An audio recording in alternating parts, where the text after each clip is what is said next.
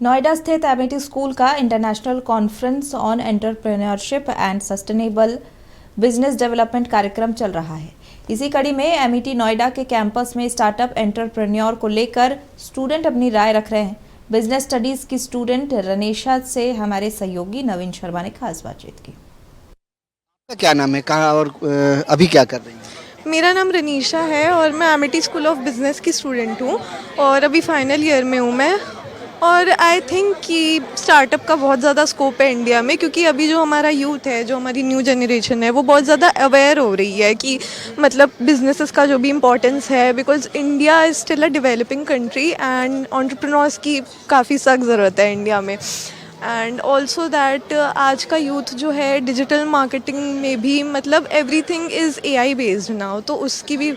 क्या आपको लगता है एआई चुनौती है आने वाले दिनों में यंग जनरेशन के लिए, जो लोग खास करके बिजनेस का पढ़ाई कर रहे हैं और बिजनेस के क्षेत्र में कुछ करना चाहते हैं? Not at all. I think मतलब लोग बोलते हैं कि एआई जॉब्स खाता है ये वो, बट जो भी है अल्टीमेटली एआई ह्यूमंस नहीं बनाया है। एआई ने ह्यूमंस को नहीं बनाया है, ह्यूमंस ने ही एआई को बनाया है। और आई थिंक एआई कुछ करता भी है तो वो ह्यूमन की लाइक पीछे से उसे एक ह्यूमन ही ऑपरेट कर रहा होता है। आई मीन विदाउट ह्यूमंस खुद काम नहीं करता, उसके पीछे कोई ना कोई ह्यूमन नहीं। बिकॉज एआई को भी ट्रेन किया जाता है ह्यूमंस के द्वारा, तो आई थिंक ऐसा नहीं है कि एआई एक चुनौती बन सकता है, बिकॉज एआई खुद भी ह्यूमंस के बिना कुछ नहीं है। तो आई डोंट थिंक वो एक अपॉर्चुनिटी ही है काफ़ी। स्टार्टअप की का बात आप कर रही थी, यहाँ जितने एक्सपो लगे हुए हैं, बहुत सारे बच्चे जो अमेठी से पढ़ करके अपना स्टार्टअप यहाँ पर उन्होंने शुरुआत किया है। भारत में स्टार्टअप शुरुआत होने के साथ बहुत जल्दी खत्म ही हो जाता, बहुत कम लोग सस्टेन कर पाते हैं। जब हम लोग सस्टेनेबल बिजनेस की बात करते हैं, आई थिंक उसका रीज़न है क्योंकि मैक्सिमम जितने भी फील्ड्स हैं जिनमें बिजनेसेस चल रहे हैं, उनमें ऑलरेडी कोई ना कोई माफिया बैठा हुआ है। There is always lead business जो उस, अब जैसे हम टूथपेस्ट का नाम लेते हैं तो किसी के भी माइंड में ऑटोमेटिकली कोलगेट का नाम आता है, नूडल्स, इंस्टेंट नूडल्स तो मैगी का नाम आता है। तो ऐसा होता है कि फिर न्यू मार्केट जो एंटर करते हैं मार्केट में, वो नहीं सस्टेन कर पाते हैं। तो I think there is a need कि आप पहले स्टडी करो, आपको जिस भी फील्ड में जाना है आप उसकी स्टडी करो और आप ये देखो कि आप कैसे अपने प्रोडक्ट को डिफरेंशिएट कर सकते हो बाकी प्रोडक्ट्स से। सस्टेनेबल बिजनेस खास करके जो प्रोडक्ट्स है, उस प्रोडक्ट का एक तो विश्वास नहीं बना पाते और प्राइसिंग बहुत ज़्यादा होता है, वो सस्टेन नहीं कर पाता, यही समस्या है।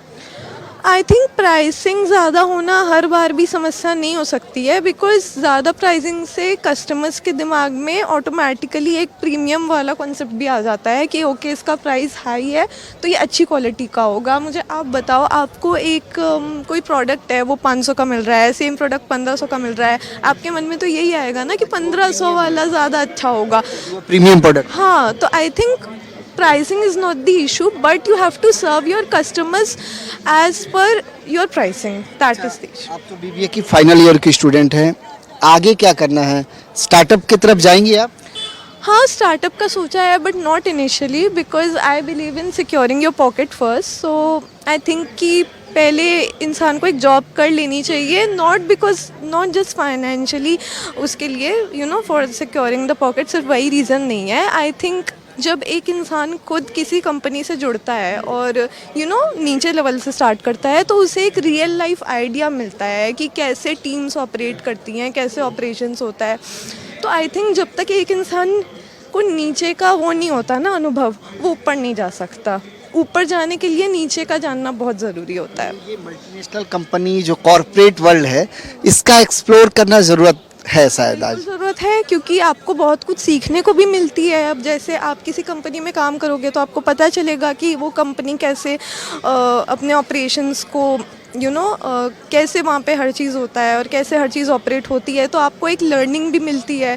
तो आई मीन बहुत सारी क्लियरेंस मिल जाती है माइंड में। तो आई थिंक इम्पॉर्टेंट तो है जॉब करना। इस तरह के एक्सपो या फिर इस तरह के इंटरनेशनल कॉन्फ्रेंस से कितना ज़्यादा आप लोगों को प्रेरणा मिलता है? प्रेरणा मिलती है, बहुत ज़्यादा मिलती है। स्पेशली आज के जो हमारे गेस्ट थे, जो बुक माई जेट के ओनर हैं, वो खुद भी मेरी ही स्टेट से हैं, झारखंड से। तो काफ़ी ज़्यादा इंस्पिरेशन मिलती है कि हमारी स्टेट से भी इतने सक्सेसफुल लोग निकल के आ रहे हैं, जिनका स्टार्टअप इतना सक्सेसफुल हो रहा है, जो बिल्कुल नेशनल और इंटरनेशनल लेवल्स पे भी काफ़ी सक्सेसफुल है। सो या, इट इज़ वेरी इंस्पायरिंग। बहुत बहुत शुक्रिया हमसे बातचीत करने के लिए।